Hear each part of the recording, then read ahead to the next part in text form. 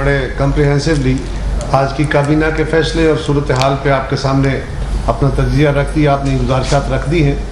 मैं चंद ऐसी चीज़ें जो आजकल बड़ी डिबेट हो रही हैं और हमारे ऊपर कुछ इल्ज़ामात की सूरत में आती हैं, मैं उनकी वजाहत आपके साथ थोड़ी थोड़ी करता चलता हूँ, मुझे टाइम का अंदाज़ा है। खान साहब ने अपना बयानिया हमेशा वक्त के मुताबिक रखा और तेज़ी से उसको तब्दील करते गए। पहला बयानिया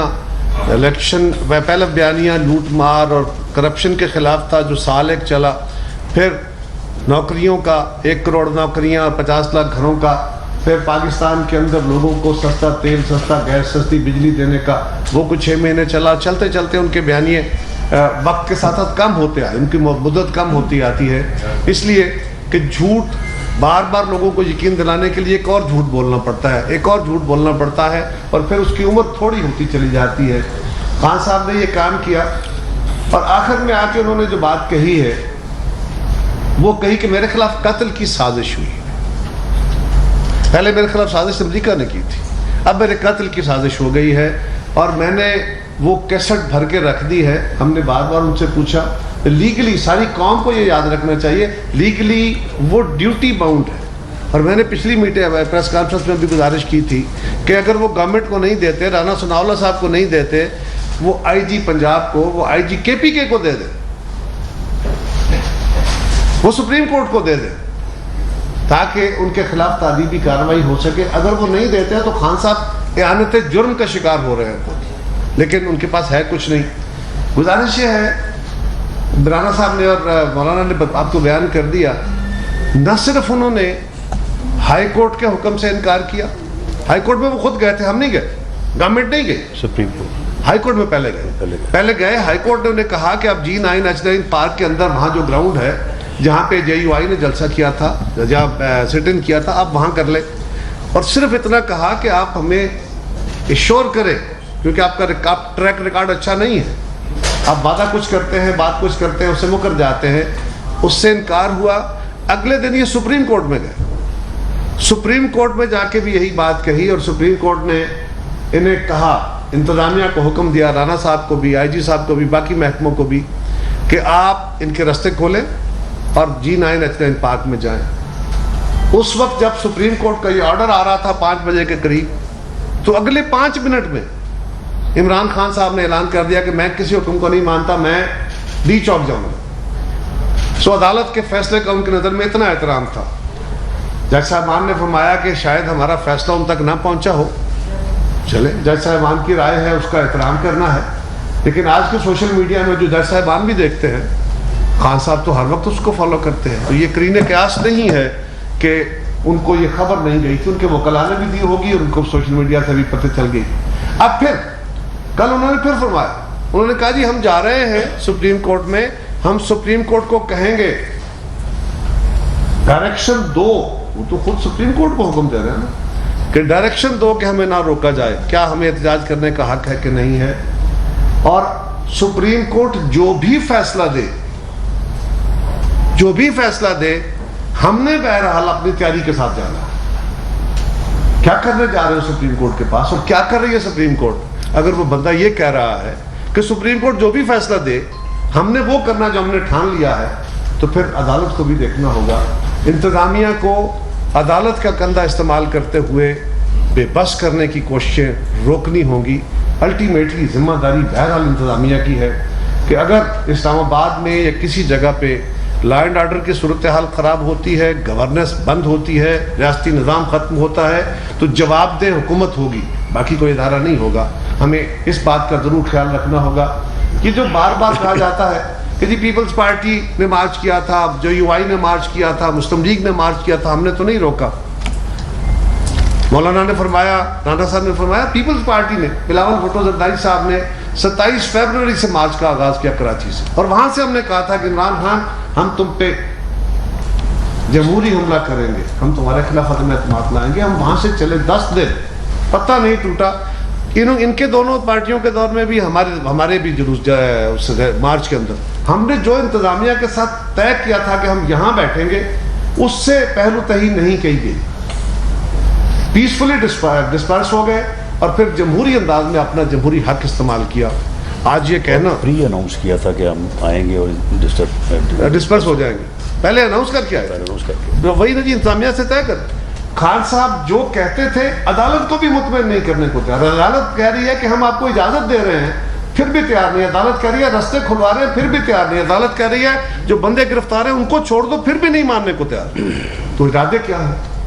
اگر کوئی ارادے باندھ لیتے اور ان کے ارادوں کے مطابق رانا صاحب ان کو رستے دے دیتے تو جو مسلح جتھے آ رہے تھے اگر وہ ریڈ زون میں داخل ہو جاتے، اگر وہ قبضے کر لیتے، تو پھر میڈیا اور عدالت ہم سے سوال کر رہی ہوتی ہے حکومت سے کہ تم کیسی حکومت ہو، تم لوگوں نے اپنی ذمہ داری نہیں نبھائی، تم نے ان کو روکا نہیں ہے. اور آخری گزارش یہ ہے، اب بھی کچھ باتیں وہ خان صاحب آج کل بڑا چرچا کر رہے ہیں کہ یہ جو گورنمنٹ آئی تھی یہ صرف اس کام کے لیے آئی تھی کہ انہوں نے نیب قانون کو ختم کرنا تھا، انہوں نے انتخابی قوانین کا خاتمہ کرنا تھا، انہوں نے اوورسیز پاکستانیز کے ووٹ کا رائٹ ختم کرنا تھا، لہذا یہ اپنا مسئلہ حل کرنے کے بعد آپ جائیں گے الیکشن کی طرف.